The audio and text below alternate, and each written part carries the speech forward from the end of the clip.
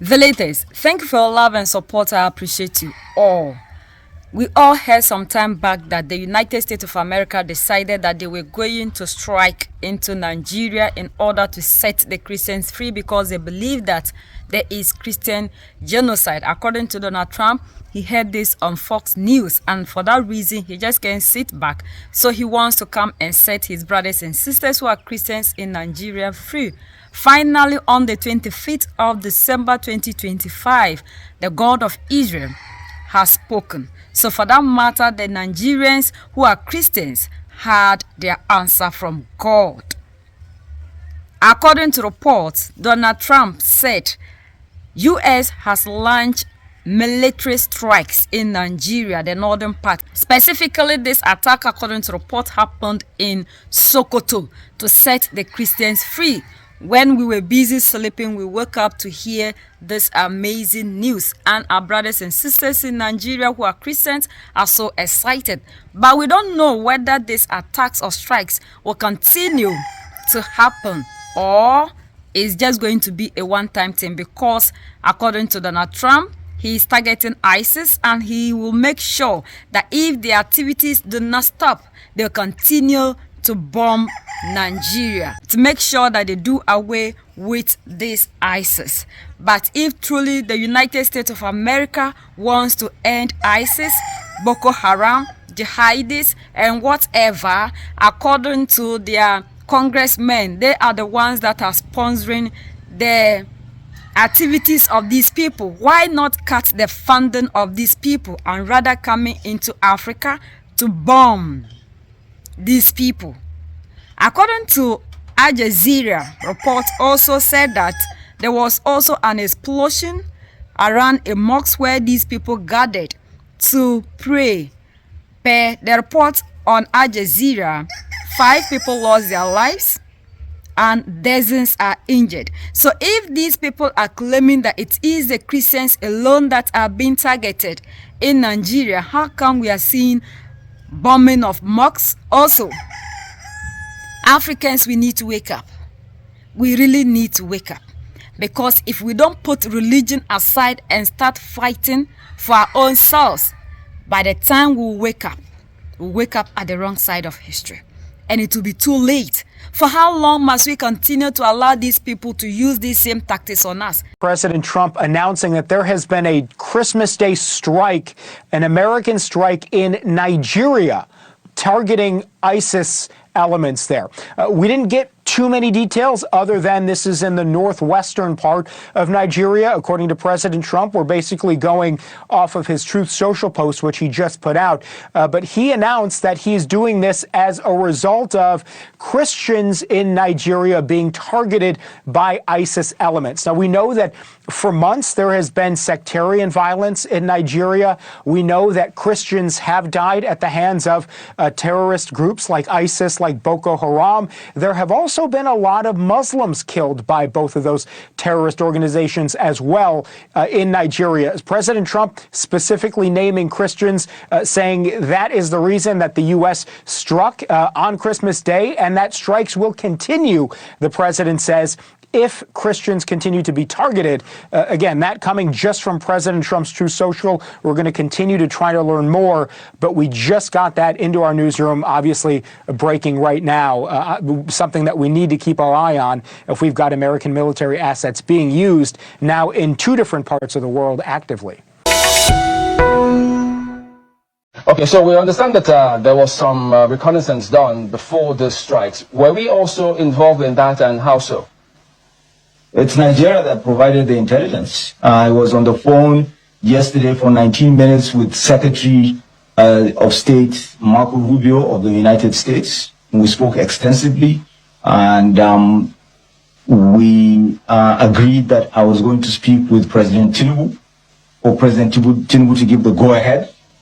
And I did speak with him, and it was agreed also that the statements that would follow would be statements that will show clearly that it is a strike against terrorism and that it is part of the ongoing joint operations between Nigeria and collaboration between Nigeria and the United States, and that It is not to do with religion, it's to do with protecting Nigerians and innocent lives of either Nigerians or non-Nigerians. This was clear. We spoke twice. We spoke for 19 minutes before the strike, and then we spoke again for another 5 minutes before it went on.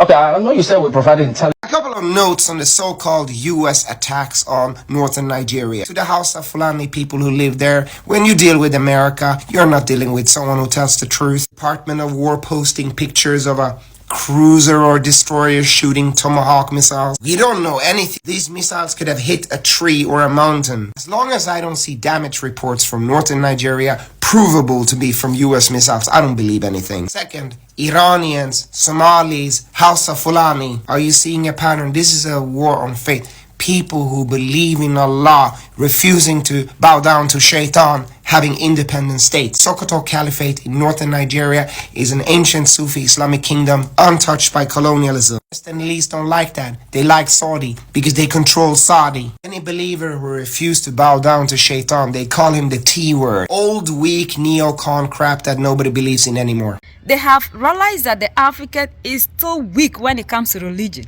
This is the only thing that the African just do not want to let go. We'll hold on to religion, we'll defend religion, anything religion. We can do everything to protect religion. We can go to any length to lose our lives in the name of religion. And we need to wake up as Africans. They are claiming it is only the Christians that are being targeted. What about this same thing happening in a mosque where Muslims went out to pray? When at all will we wake up? When at all will we wake up? People can use religion to make us anything at all. We are so weak when it comes to religion. We have worshipped the gods that they brought to us for all these years. We haven't seen any change in Africa. Yet the African still believes that ours is to die and inherit heaven, while people come into the continent to carry the land away. Instead of the African to fight for the land, the African is fighting for a book, the African is fighting for skies for all these centuries. This is a very perfect game that these people have used on the minds of Africans. I wonder when the African will wake up. Because what we are going through in this 21st century in the hands of these people is so painful that we still sit here and fall for all these things because we believe that they are the ones that are coming here to set you free. The same person who oppress you is still the same person you believe is the only one that can set you free.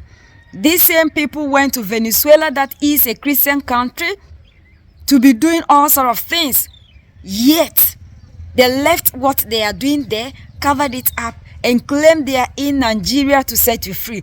So with all these things that are happening around the African, you still believe so much in these people that they can use religion as a tool to get you to do what they want you to do for them. It's so sad. It's so sad that now if you want to control the African, just come in the name of religion. Because we believe so much in God, we fear God, but the same people who brought you their God do not fear their God like you.